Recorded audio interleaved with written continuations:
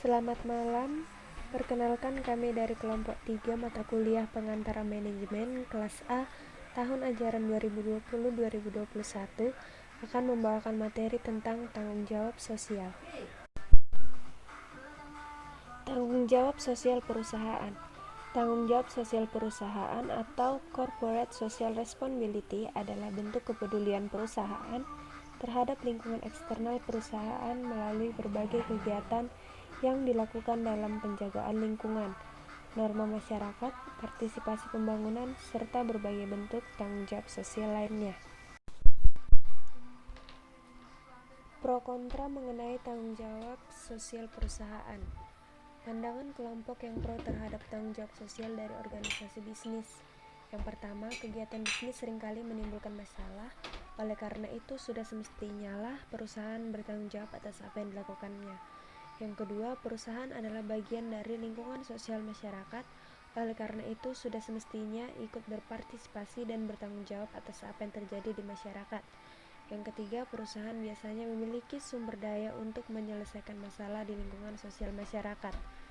Yang keempat, perusahaan adalah partner dari lingkungan sosial kemasyarakatan, sebagaimana halnya juga pemerintah dan masyarakat lain pada umumnya. Berikutnya pandangan kelompok yang kontra terhadap tanggung jawab sosial dari organisasi bisnis. Yang pertama, perusahaan tidak memiliki ahli yang mengkhususkan dalam bidang sosial dan kemasyarakatan. Oleh karena itu, sulit bagi perusahaan untuk ikut bertanggung jawab. Yang kedua, perusahaan yang ikut berpartisipasi dan bertanggung jawab dalam lingkungan sosial masyarakat justru akan memiliki kekuatan yang mengontrol masyarakat, dan itu indikasi yang kurang baik secara sosial. Yang ketiga, akan banyak terdapat konflik kepentingan masyarakat jika perusahaan terlibat dalam aktivitas sosial. Yang keempat, tujuan perusahaan bukan untuk motif sosial, akan tetapi untuk memperoleh profit. Strategi pengelolaan tanggung jawab sosial perusahaan. Tingkat tanggung jawab sosial yang rendah, reaktif cenderung menolak tanggung jawab sosial, defensif cenderung membela diri dalam menghindari tanggung jawab sosial, dan tingkat tanggung jawab sosial yang tinggi, akomodatif melakukan tanggung jawab sosial untuk menghindari tekanan dari masyarakat, dan proaktif mengambil inisiatif dalam tanggung jawab sosial, membentuk model industri yang bertanggung jawab sosial. Strategi pengelolaan tanggung jawab sosial perusahaan. 1. Strategi reaktif. Kegiatan bisnis yang melakukan strategi reaktif dalam tanggung jawab sosial cenderung menolak atau menghindarkan diri dari tanggung jawab sosial. 2. Strategi defensif. Strategi defensif dalam tanggung jawab sosial yang dilakukan oleh perusahaan terkait dengan penggunaan pendekatan legal atau jalur hukum untuk menghindarkan diri atau menolak tanggung jawab sosial. 3. Strategi akomodatif merupakan tanggung jawab sosial yang dijalankan perusahaan dikarenakan adanya tuntutan dari masyarakat dan lingkungan sekitar akan hal tersebut. 4. Strategi proaktif perusahaan memandang bahwa tanggung jawab sosial adalah bagian dari tanggung jawab untuk memuaskan stakeholders. Jika stakeholders terpuaskan, maka citra positif terhadap perusahaan akan terbangun. Manfaat tanggung jawab sosial perusahaan. 1. Manfaat bagi perusahaan citra positif perusahaan di mata masyarakat dan pemerintah. 2. Manfaat bagi masyarakat selain kepentingan masyarakat terakomodasi, hubungan masyarakat dengan perusahaan akan lebih erat dalam situasi win-win solution. 3. Manfaat bagi pemerintah memiliki partner dalam menjalankan misi sosial dari pemerintah dalam hal tanggung jawab sosial. Selanjutnya yaitu dimensi etika dalam manajemen. Etika pada dasarnya, sebagaimana menurut Kreitner 1992, adalah studi mengenai tanggung jawab moral yang terkait dengan apa yang dianggap benar dan apa yang dianggap salah. Di sini ada juga menurut Griffin, Etika adalah pandangan, keyakinan, dan nilai akan sesuatu yang baik dan buruk, benar dan salah. Biasanya, etika dalam manajemen tidak saja berbicara apa yang baik dan buruk, apa yang benar dan apa yang salah, sehingga yang diperlukan dalam manajemen adalah orang baik dan bukan orang buruk. Di sini, etika manajemen adalah standar kelayakan pengelolaan organisasi yang memenuhi kriteria etika. Misalnya, sebagai contoh, perusahaan dihadapkan kepada berbagai kegiatan bisnis yang sering dijalankan, akan tetapi masih perlu dipertanyakan apakah termasuk etis ataukah tidak. Seperti misalnya, apakah beberapa jenis periklanan yang dibuat etis ataukah tidak? Apakah misalnya jika perusahaan memberikan hadiah kepada pelanggan termasuk etis ataukah tidak? Di satu sisi, perusahaan berupaya untuk mempertahankan loyalitas konsumen dengan memberikan pelayanan tambahan berupa pemberian hadiah. Akan tetapi di sisi lain, yang dijual perusahaan sebetulnya bukan hadiahnya, akan tetapi produknya beserta segala jenis kegiatan yang dilakukannya di masyarakat. Jadi, dalam hal ini, maka manajemen sebuah perusahaan perlu memahami benar mengenai konsep etika dalam manajemen ini. Terlebih jika dikaitkan dengan tanggung jawab sosial, akan semakin dituntut masyarakat dalam kegiatan bisnis di masa yang akan datang. Nah, selanjutnya ada nilai personal sebagai standar etika. Di sini ada nilai atau values sendiri pada dasarnya merupakan pandangan ideal yang mempengaruhi cara pandang, cara berpikir, dan perilaku dari seseorang. Atau juga nilai personal atau personal values pada dasarnya merupakan cara pandang, cara pikir, dan keyakinan yang dipegang oleh seseorang sehubungan dengan segala kegiatan yang dilakukannya. Nilai personal terdiri dari nilai terminal dan nilai instrumental. Nilai terminal pada dasarnya merupakan pandangan dan cara berpikir seseorang yang terwujud melalui perilakunya, yang didorong oleh motif dirinya dalam meraih sesuatu. Sedangkan nilai instrumental adalah pandangan dan cara berpikir seseorang yang berlaku untuk segala keadaan dan diterima oleh semua pihak sebagai sesuatu yang memang harus diperhatikan dan dijalankan. Penelitian empiris mengenai nilai terminal dan nilai instrumental yang dikemukakan oleh Kritzner 1992. Di sini berdasarkan responden dari 220 manajer beranggapan bahwa nilai-nilai terminal yang perlu untuk dimiliki adalah 1. Kejujuran, 2. Tanggung jawab, 3. Kapabilitas, 4. Ambisi, dan 5. Independensi. Sedangkan responden dari 220 manajer beranggapan bahwa nilai-nilai instrumental yang perlu dimiliki adalah 1. Penghargaan terhadap pribadi, 2. Keamanan dan kesejahteraan keluarga pekerja, 3. Kebebasan dan kemerdekaan, 4. Dorongan untuk meraih sesuatu, dan 5. Kebahagiaan. Selanjutnya ada juga konflik nilai. Di sini ada 3 jenis konflik nilai yang terdapat dalam perusahaan, yaitu konflik intrapersonal.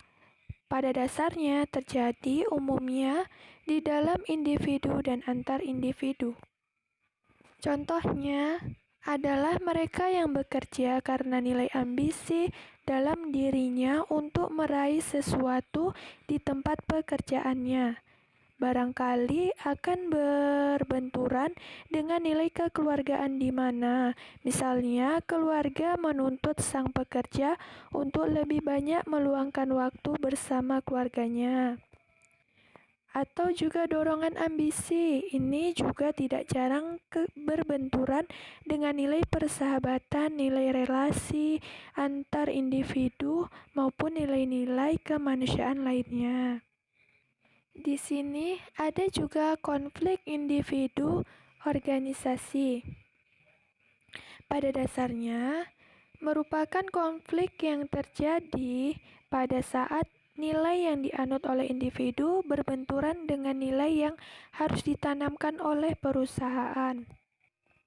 Dan yang terakhir, konflik antar budaya. Pada dasarnya, merupakan konflik antar individu maupun antara individu dengan organisasi yang disebabkan oleh adanya perbedaan budaya di antara individu yang bersangkutan atau juga organisasi yang bersangkutan.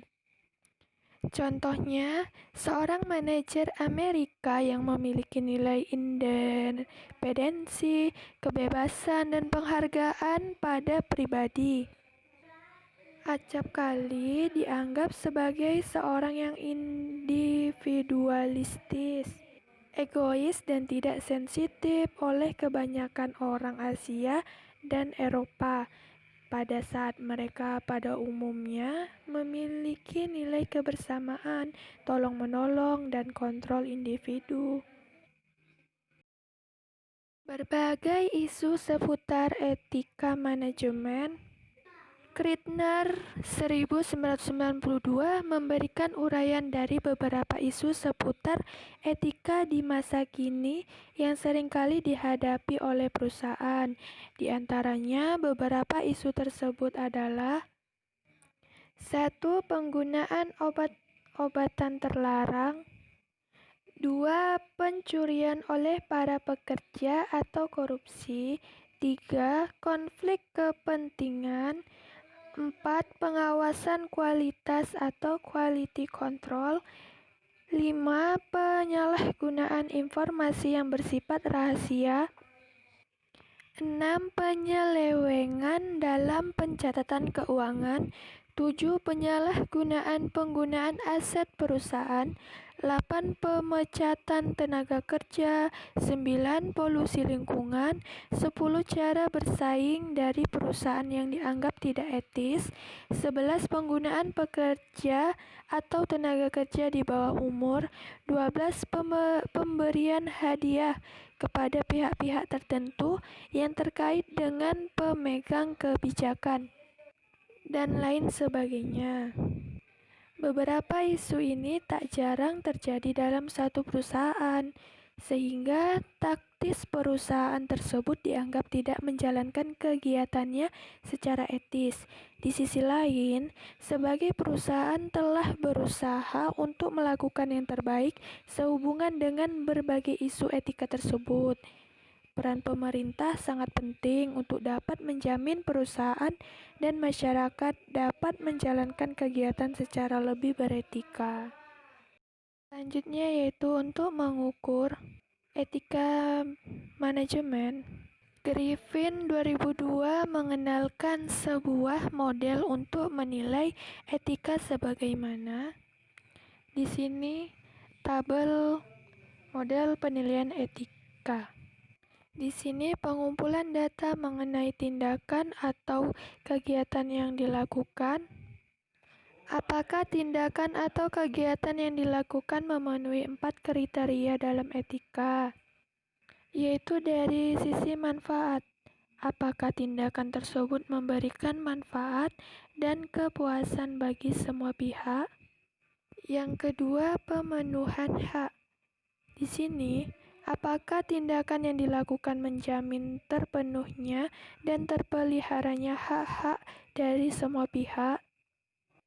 Ketiga, keadilan, di mana apakah tindakan yang dilakukan adil bagi semua pihak Dan keempat, pemeliharaan. Apakah tindakan yang dilakukan konsisten dengan tanggung jawab pemeliharaan dalam berbagai hal?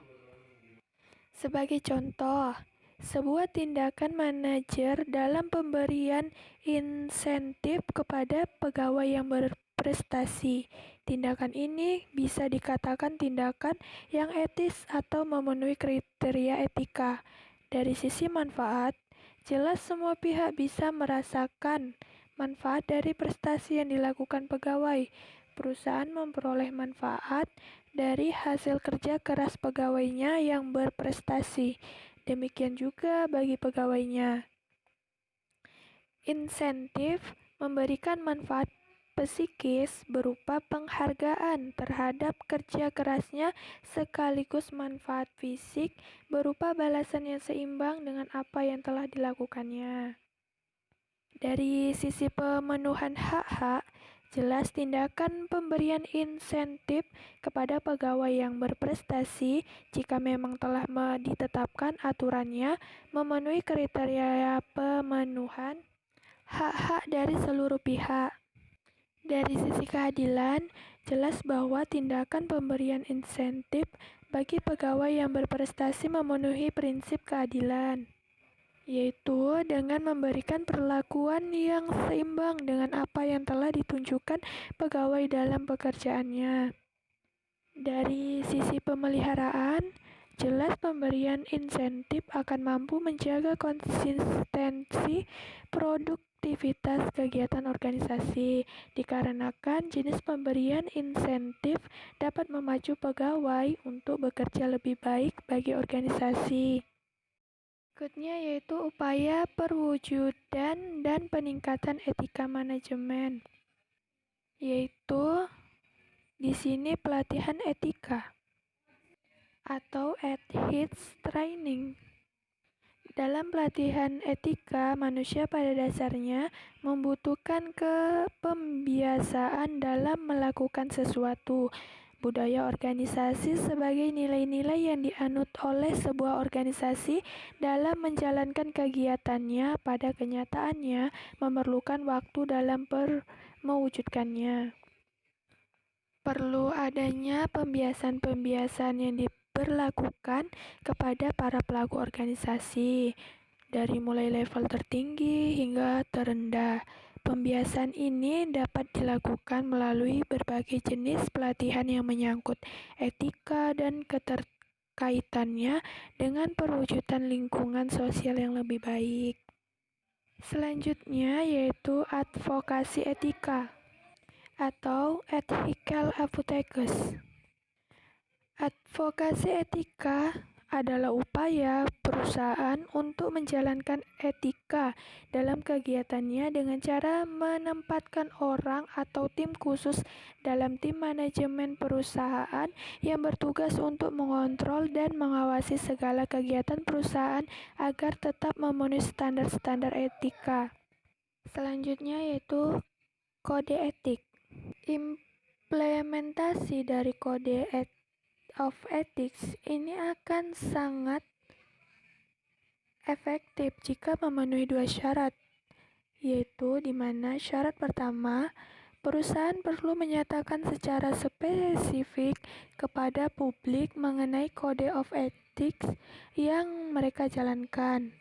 Sebagai contoh, perusahaan Xerox menetapkan aturan bahwa perusahaan mereka akan melakukan kejujuran terhadap pelanggan, tidak akan memberikan sogokan, tidak akan merahasiakan sesuatu terhadap konsumen, maupun tidak akan melakukan penipuan yang terkait dengan harga.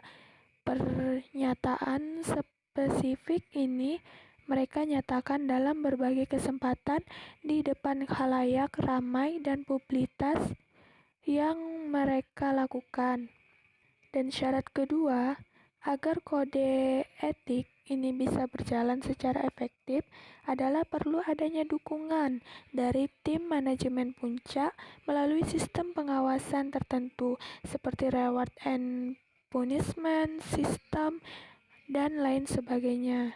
Tanpa ada dukungan dari manajemen puncak, kode etik ini pun akan sulit untuk diimplementasikan. Dan yang terakhir di sini, keterlibatan publik dalam etika manajemen perusahaan. Sekian video pembelajaran dari kelompok kami. Apabila ada kesalahan, kami memohon maaf yang sebesar-besarnya. Sekian dan terima kasih.